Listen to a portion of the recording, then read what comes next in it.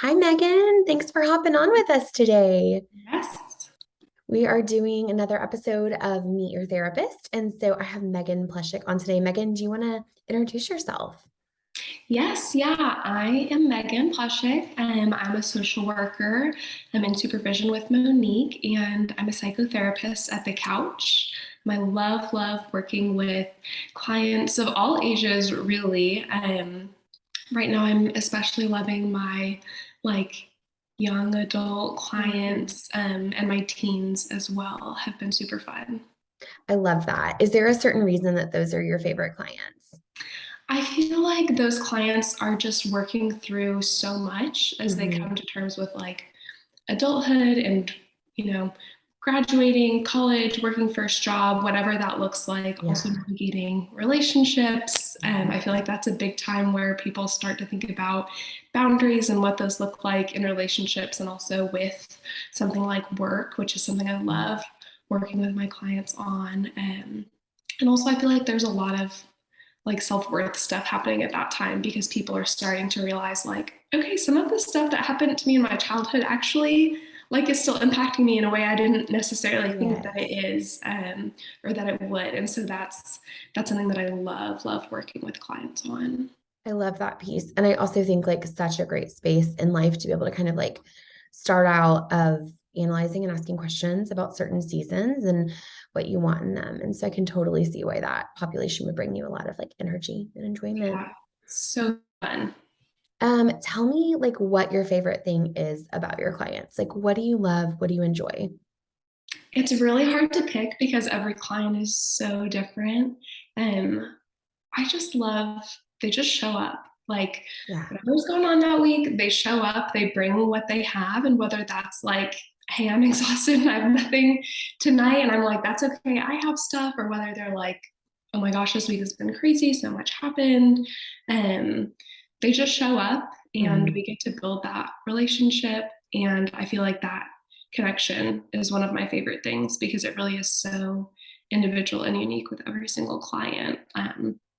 A lot of my clients, I would say all of my clients, we have fun in our sessions. Like we spend Yeah. some time laughing and joking with each other, and that can be very therapeutic. And then, of course, Yes. there are other moments that are a lot more tender and do have, Mhm. tears and a lot of the like heavier emotions. And so, just that whole range that you get with every client.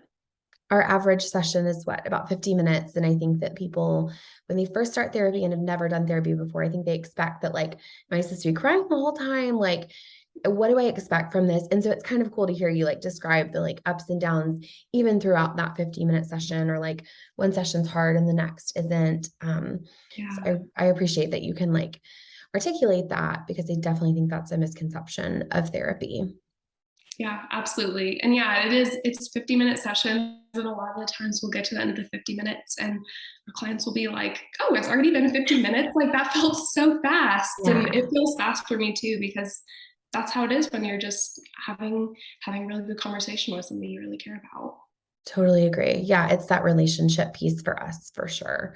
Um, I guess what would be one of the harder things about being a therapist, whether that's, stuff your clients are struggling with or just in general, like the job of what you hear and sit with every day. What's one of the harder spaces in that? Yeah, I think you hit the nail on the head. The hardest part is when our clients are going through something really heavy, because we can't fix it. That's not our job. That's not something we're able to do. And Yeah. so, just seeing clients going through things that are really hard, Yeah. especially when those things are like prolonged and you're seeing them like continually walking through a struggle. I would say that's definitely hard because there's a part of me that wants to just be able to make it magically better for them, and of Yeah. course I can't. And so that's something that is heavy, a heavy part of the job. Yeah. I mean, it's not just like, oh, this is my client struggling with this thing. It's someone that you've cheered for, rooted with, like, and you're watching them experience some really difficult things. It's also what Kim said too, of like Mm, balancing, that heaviness, and sitting with the fact that we can't fix anything, but we can bear witness to it and yeah. provide supports in it. But still, like as humans, we just want to make it better for someone who's hurting. It's Right. hard. I appreciate the honesty there. Um, I guess I'm interested, like, tell me one of your favorite lines from like a book, song, movie. What's your line that like gives you some feels? Yes. So there was a quote within It's Okay to Not Be Okay. And it's not by the author of the book. The quote, she like pulled it from someone Yeah. else. But I just loved it so much. And when I read it, it just like it gave me all the feels. It's something like there must be those among whom we can sit down and weep and still be counted as warriors. I'm just like tearing up I know, saying me the quote right too. now. But I just thought that Yeah. was so beautiful. Yeah. As obviously an I emotional know. person, um, it really resonated with me, but also Yeah. with like what our clients are going through. Um, Yes. and I just love that. I mean, therapy is a safe space where any client can sit down and weep and still be considered to be so, so strong. Yes. I love that, that's our team at the couch too. Mhm. We can cry in staff meetings. We can be Yes. part of each other. We can cry at Yes. birthday lunches. Yeah, I love that. It's my favorite thing about this job. I worked at other jobs where like it was not acceptable to like feel the feelings or experience like the depths of that. But like I think our team like can in our last time, we teared up together too, because like Yeah, this is not light and this is, holding someone as they walk a journey is difficult. And I think the space of honoring like, hey, it's okay that you're not okay. I mean, that's literally what the book is titled that we yes. all like love so much. But like just honoring that like you can cry in session and that holds the belief for your therapist of like your strength, and wanting them to believe that for themselves, because that is not what our society preaches and teaches at all. Right. I know I have so many clients who, when they cry in session, they'll, apologize for Yeah. it. And it's like that's something that we learn and that's something that we have to unlearn of, Yes. crying isn't weak. It doesn't mean that you're not strong. It doesn't mean that you're not doing well, even, Yeah. if you're crying. So I love like walking through that with clients. It's interesting too as a therapist to experience that, because like I have cried for clients when they haven't cried, and like that Yeah. that moment in our relationship shift. And I experienced that in my own personal therapy. And that was like a game changer for me to see my therapist like feel for me. And so sometimes if you can't feel it, like we can feel it for you and process that together too. So I love that, Megan. I love that you're a feeler. One of my Oh, favorite things about very, very you. deep feeler. We all are. Our staff meetings are just like a cry fest. It's like the cutest thing ever. Okay, so let's cry again. Tell me your favorite poem. You have one? Yes, so I would say one of my favorite poetry books. I'm gonna feel like I'm on like reading Rainbow. I'm gonna hold it up. The Wait, I haven't read Unfolding that Limbs. one. It's by Richard Gearman. He is a former foster youth. Oh, Um, cool. he is also part of the LGBTQ plus community. But they're just really cool. And the reason he named it that is he says it's like an unfolding of the notes that he's kept like very close to his heart. Oh, wow. And so, some of them are about faith, relationships, family, home, just all these different complex. And they're mostly really short, like most of them are like 3 lines each. But I've just really enjoyed reading through that. And yeah, there's just I think poetry is something that's kind of overlooked sometimes, but I think that it Mhm. can be really healing to write it, obviously, but even just to read it and to kind of connect with the author at that level of emotional connection. Yeah, I am dying to borrow that from you. So I'm Yes, stealing it from you next time I see you. definitely. Yeah, we have I feel like a love affair with poetry at our office. We have like when you walk into our Allen office, we have like a table full of some of our favorite poetry. And it's just like you said, like 3 lines, 4 lines. But man, they can hurt so good. They're Oh good. yeah. I can't wait to read that one. Do you have like favorite Instagram accounts to follow? Anyone that you're like, this is my account that I want to reshare everything? Yes, I would say JS Park, he has some numbers after it. I can't remember, but he is a chaplain at a hospital and he's also a Yeah, Korean American. And so he talks a lot about grief, obviously, but also, I mean, mortality and race and just so many yeah, complex topics. He also writes short poetry about it yeah. and just like shares his tweets. And it's just so impactful, because I feel like mortality is not something that we as a culture think a lot about, talk a lot about, or we're thinking about it but not wanting to say that we're thinking about it. Yes. And he calls himself like a grief catcher, which I think Ooh. is such a neat name for like a chaplain, but I think as therapists we do that quite a bit as well. So I just love reading, and of course sometimes it's not all heavy. Sometimes it's just like photos of his daughter's birthday or whatever. Right. So yeah, I really enjoy following him. Also, like to see someone doing that work, like that day in, day out grief work, like, and to see his life, like the full spectrum of it is probably really cool. Cause like, I think sometimes Yes. we look at jobs like that and we're like, how do you survive as a human? That's so hard. Right, right. So heavy every day. Grief But catcher. I have a craft project idea out of that. I love yeah. that. Okay, so if you were in a movie, who would play you as like a therapist in Hollywood? Who would be your person? Okay, this is hard. Hmm. Um, I want to say maybe Keira Knightley. Ooh, I like Like that I for don't I don't you. think we look much alike when she's doing like lots of the heavy eye makeup, because that's not really my vibe. But Yeah. I feel like I just love like Pride and Prejudice so much, and growing up was just absolutely adored Pirates of the Caribbean. Like made home pirate videos with my friends. No. Loved it so much. Yes, they're hilarious. They're all on like the cassette tapes, so there wouldn't be, you know. Fortunately, they're not on the internet, but I mean, we can make that happen I though. know, right? But yeah, I feel like it'd be Keira Knightley. She's a fun one.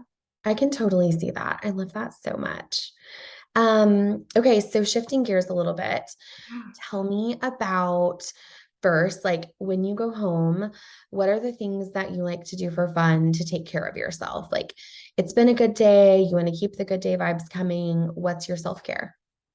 So good day or bad day, I will say, Mm, like crank up. Like honestly, the confidence boost playlist on Spotify is just a great one. It just has a lot of like the songs where the choruses really like bring up a lot of the happy feels, yeah. or if not, just songs that are really good to sing along to. And Yes. so I always listen to that, whether that's on my commute home or whether that's just dancing around in my kitchen. And that's Cute. a really good way for me to just like get some nice, easy, light movement in to Mhm. either boost the mood or de-stress, whatever it is. But on good days, also just love like, going on a walk, or maybe like baking, out Mm. with my cats. Oh, wait, tell us your cats' names. What are their names? My cats are Winnie and Sophie, and yes, they're very precious, and I love them. I So think. that is like good animal therapy for you. Oh, absolutely. Like watching them sleep is like instant serotonin boost. They're so cute. That's so cute. Snuggling up with them. What about a hard day? Like it was a hard day at work or just like a hard day personally. What do you do to take care of yourself then? Yeah, I would say all of the comfy things. So like Mm. comfy clothes, getting my tea, maybe taking an Epsom salt bath, Oh, yeah. and definitely talking with my husband. So those are kind of my go-tos on a hard day. So are you a processor? Like, do you need to like outlet it or do you sit on it and then outlet it? Like, how do you manage that? Um, I would say that I do a little bit of both. I think probably my Mm-hmm. best way to outlet is honestly journaling, but sometimes I need to just like sit with it for a day and then the next day I'll journal. Yeah. So, but I also just like to talk with whether that's my husband or give somebody from the team a call and just like Yeah. process something together. It's interesting because I feel like the misconception of therapists is that we're all like extroverts. And I would say more of our team is introverts than I extroverts. would And so agree. I was interested in how you like manage do you want to chat it out or do you need to like simmer? So I love that. Yeah, probably more than half, wouldn't you say, are I introverts? would say, I would say we're Yeah, mostly, yeah. we need to like quiet down. I'm a little mixture. Okay, so what's your favorite thing about working at the couch? Ugh, it is so hard to choose. I think I'm going to say two things. So, one would be just like the level of vulnerability in the Mm, team. Like, there's no one on our team who's afraid to say, on Monday, I think I could have done this better. And it oh, was for a really big sure. learning moment for me. I just love that so much of like our team is a place where you can learn, you can grow. Everybody is admitting that they're not perfect, because obviously we're not, but there's not an expectation that you need to be. And so it creates such a safe environment. And then I would say the other thing is, like, everyone just gets along so well within our team. And like the first time that I met the entire team in person, I feel like for a lot of people, I know myself, I have a tendency to, when meeting new people, to not really feel like I can be fully myself, or, just kind of like testing the waters. But with the couch team, it was like the minute I met everyone in person, it kind of just felt like home. Like it felt very comfortable, familiar. I was like, oh my gosh, these people get me. I can be totally myself around them. So just such a good team to be a part of. I'm glad to hear that. Yeah, it was Mallory's baby shower, right? The first It time that you was, met like yeah. everybody on the team. I love that. Yeah, and like such a fun day to get to celebrate her and her sweet baby, and like just all be together and like celebrating a mama. And I think even like our dialogue of like what we admired about her, and Oh my gosh, yeah. like just like the joy and pain, we love that coexisting. That was such a good day. I loved that day. It really was. Let's do that one again. That was fun. Okay. Any final words, any final thoughts that you want to kind of leave us with? I don't think so. No, just that, like, I love all of my clients so much. And, every time I get a new client, I'm just so excited, because I love the beginning of and building of that relationship. It's so special. It's such a wonderful connection. And therapy is great. Therapy is for everyone. Amen, girl. Well, thank you so much for logging in with us and sharing your heart, and just really being vulnerable today in this setting. I appreciate it, as I always do with you. So thank you so much, Megan.